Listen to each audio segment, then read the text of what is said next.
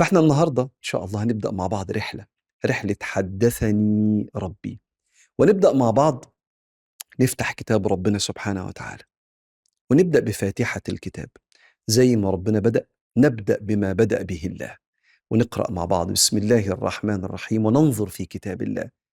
نتبارك بنظر العيون في صورة إحنا حافظينها، لكن ننظر في الحروف، لأن قلبك لما يتعرض للقرآن، وسمعك لما يتعرض للقرآن، وبصرك كمان، بيبقى الإنسان كأنه حاضر حضور كامل، والله يحدثك.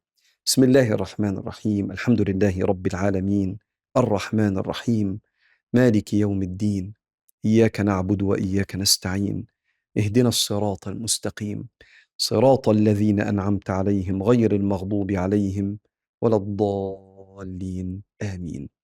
الفاتحة اسمها أم الكتاب، لأن هي فيها كل معاني القرآن مجموع في الفاتحة، فهي أصل القرآن. وسميت أم الكتاب لأنها أمت القرآن. يأم يعني يتقدم، يبدأ. عشان كده الإمام هو اللي بيبقى بيصلي قدامنا وإحنا بنصلي وراه، فاسمه الإمام. فهي أمت أي ابتدئ بها القرآن، فهي في مقدمة القرآن. وسيدنا رسول الله علمنا إن إحنا بنقرأ الفاتحة 17 مرة على الأقل في يومنا، لأن أنت بتصلي 5 فرائض، وكل فريضة فيها عدد ركعات، عدد ركعات الصلوات الخمسة. لو حتى مش بتصلي سنن، أنت بتصلي 17 ركعة في اليوم، أنت عندك 17 فاتحة في اليوم.